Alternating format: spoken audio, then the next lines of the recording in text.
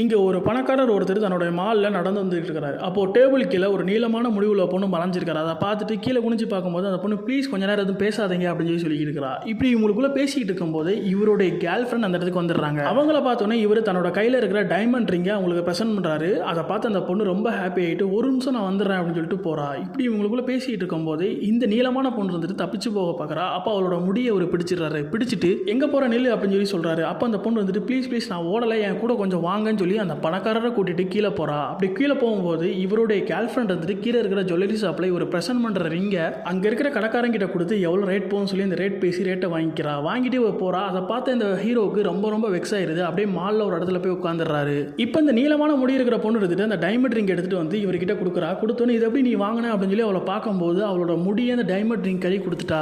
அப்படியே இந்த பர்சனுக்கு இந்த பொண்ணு மேல லவ் வந்துடுது. அப்போ அந்த பொண்ணு இருந்துட்டு எதுக்கா நீ இதெல்லாம் பண்ண அப்படின்னு சொல்லி கேட்கும்போது நான் உங்களை லவ் பண்றேன் அப்படின்னு சொல்லி சொல்றா. அதுக்கு அந்த பணக்காரனும் அந்த லவ் அக்செப்ட் பண்ணிக்கிறாரு. இப்போ அந்த மால்ல நடுவுல உங்களை நிறுத்துக்கும் சாப்பாடே நடக்குது. இப்படி ஒரு ரெண்டு பேரும் பேசிக்கிட்டு இருக்கும்போது அந்த பொண்ணு வந்துட்டு நான் இப்போ உங்களை பார்க்கல, இதுக்கு முன்னாடி இருந்து உங்களை ஃபாலோ பண்ணிக்கிட்டு தான் இருக்கேன் அப்படின்னு சொல்லி சொல்றா. அதை பார்த்தோன்னே இந்த பணக்காரனும் தன்னோட பணத்துக்காக தான் இவ ஃபாலோ பண்றாளோ அப்படின்னு நினைச்சு அங்கிருந்து எஞ்சி போயிடுறாரு. இதெல்லாம் பார்த்து அந்த பணக்கார பொண்ணு வந்துட்டு ஒரு போலீஸ்காரங்களை கூட்டிட்டு இந்த பொண்ணு இந்த டைமண்ட் ரிங்கை என்கிட்ட இருந்து திருடிட்டா, அதை வாங்கி கொடுங்க அப்படின்னு சொல்லி சொல்றா. அந்த பொண்ணு பார்க்க ரொம்ப ஏழ்மையா இருக்கிறதுனால அந்த போலீஸ்காரனும் நம்பிடுறாரு. அந்த பொண்ணு கிட்ட இருக்கிற டைமண்ட் ரிங்கை வாங்கிட்டு அந்த பொண்ணு அரெஸ்ட் பண்ண போகும்போது இங்கிட்டு ஹீரோ அந்த இடத்துக்கு திடீர்னு வந்துடுறாரு. வந்துட்டு என்ன பண்றீங்க அப்படின்னு சொல்லி கேட்கும்போது அந்த போலீஸ்காரும் நடந்ததெல்லாம் சொல்றாரு. அப்படி சொல்லும்போது அப்ப அந்த பணக்கார பொண்ணு வந்துட்டு இவர் என்னுடைய பாய் ஃப்ரெண்ட், ஸோ இவருக்கு எனக்கானே கொடுத்த ரிங்க தான் அந்த பொண்ணு திருடிட்டா அப்படின்னு சொல்லி இவருக்கு பக்கத்தில் வந்து நிற்கிறாங்க.